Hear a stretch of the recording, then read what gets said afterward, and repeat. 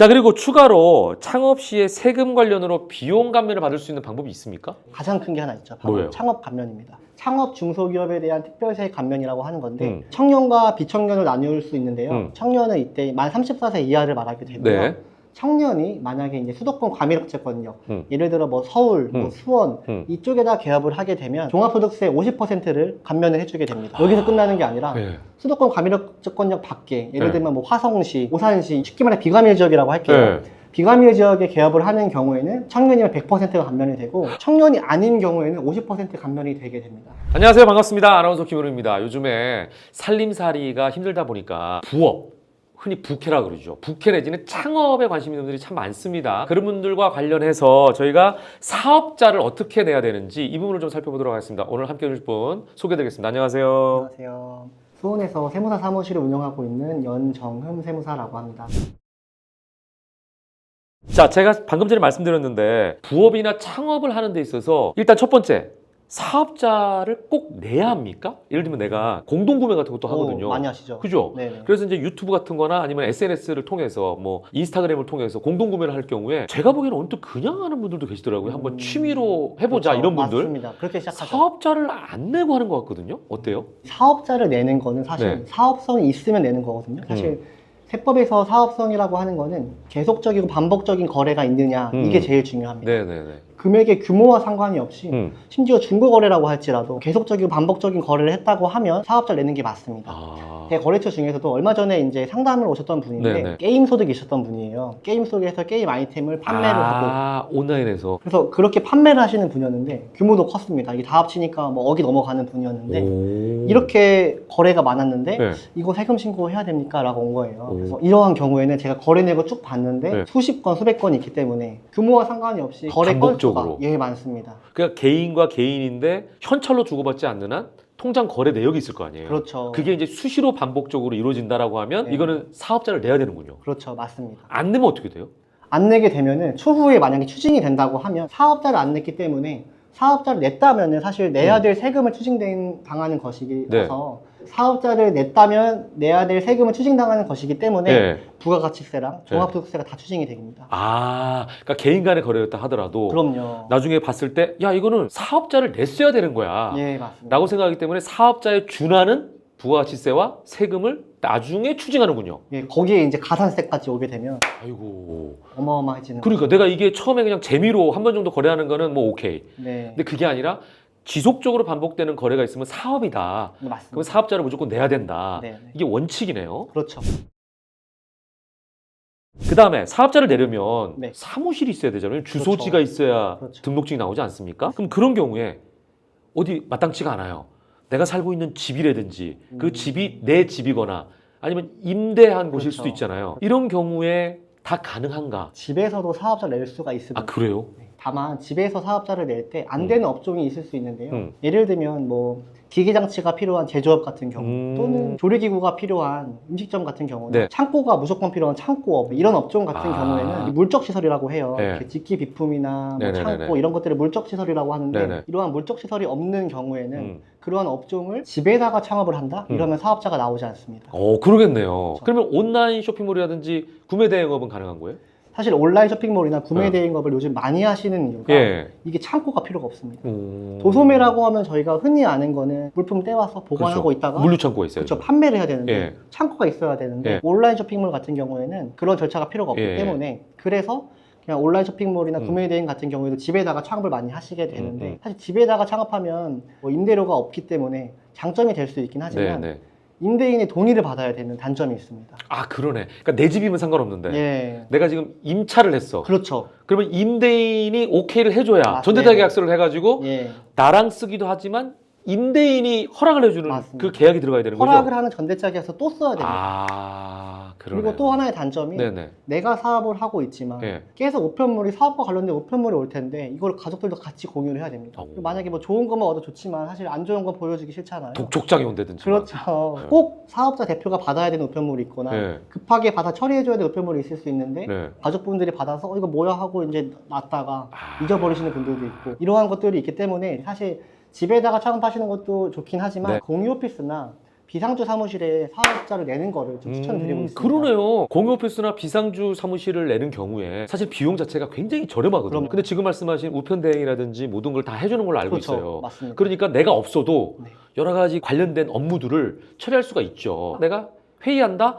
그럼 그 공동 공간에서 같이 처리할 수 있으니까 그렇죠. 그런 거는 딱이네. 그렇죠. 집보다는 훨씬 편리하고 저렴하고. 맞습니다. 또 사업을 하다 보면 명함을 파야 되는데 네. 명함이 아무래도 뭐 어디 아파트 이렇게 돼 있는 것보다는 공유 오피스나 비상주 사무실은 보통 이제 업무 시설 쪽에 있으니까 그렇죠. 그래서 그렇게 하게 되면 네. 명함에서도 조금 더 좋은 효과를 나타낼 수 있겠죠. 좀 신뢰가 가죠. 맞습니다. 아, 제대로 된 회사구나. 자, 그리고 추가로 창업 시에 세금 관련으로 비용 감면을 받을 수 있는 방법이 있습니까? 가장 큰 게 하나 있죠. 바로 뭐예요? 창업 감면입니다. 창업 중소기업에 대한 특별세 감면이라고 하는 건데 음. 청년과 비청년을 나눌 수 있는데요. 청년은 이때 만 34세 이하를 말하게 되고요. 네.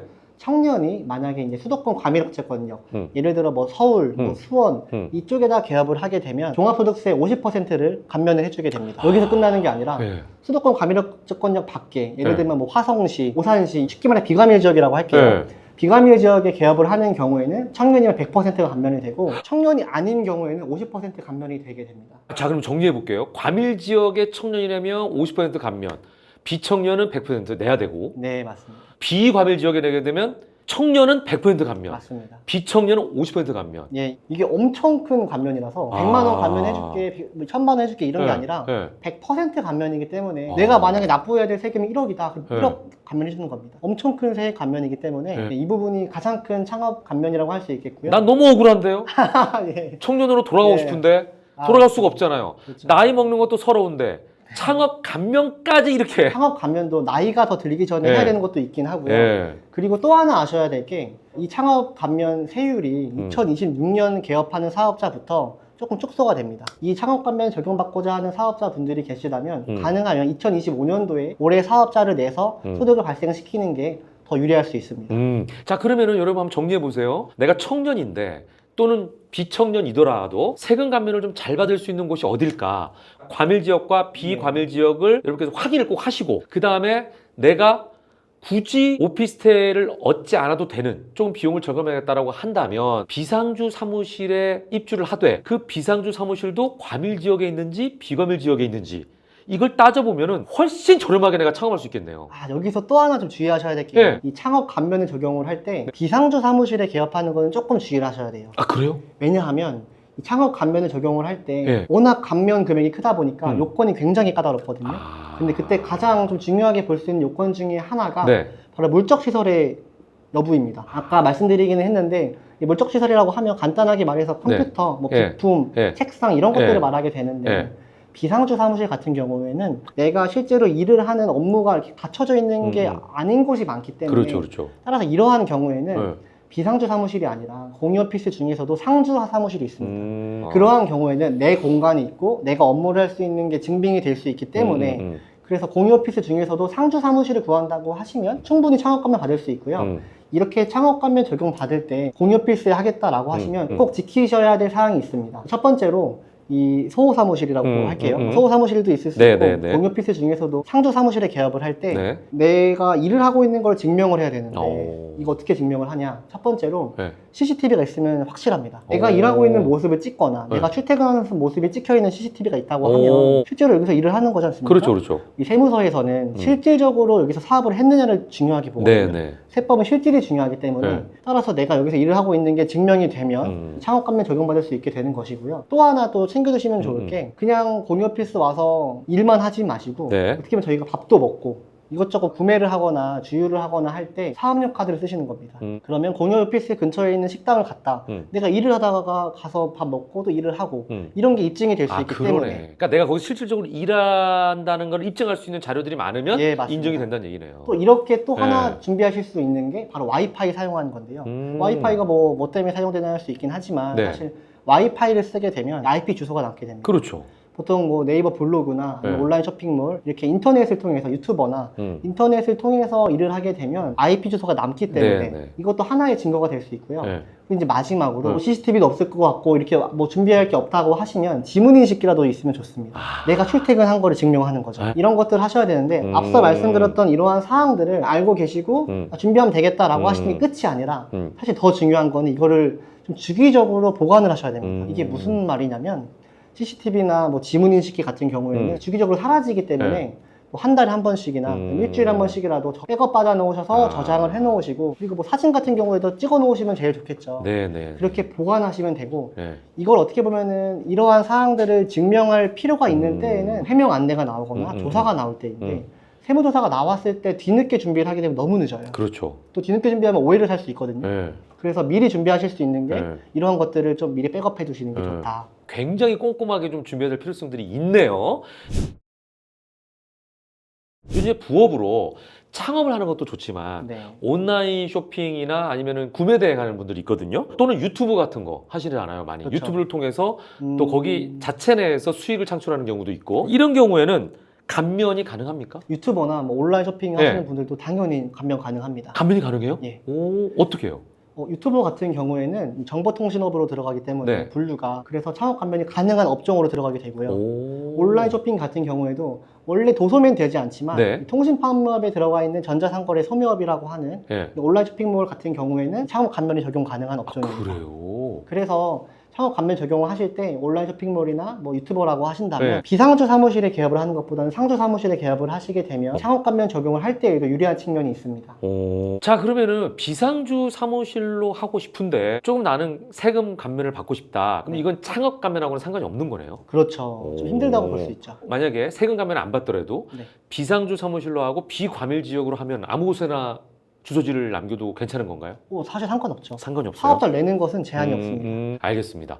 자, 여러분들, 내가 어떤 사업을 할 것인지 또 어떤 세금 감면을 받을 것인지 요 부분들을 정확하게 인지하시고 주소지를 설정하거나 또는 비상주 사무실인지 아니면 상주 사무실인지 이런 부분을 꼼꼼하게 챙겨야 될 것 같습니다. 잊지 마시고 여러분께서 창업할 때 또는 사업자를 낼 때 꼭 활용해 보시기 바랍니다.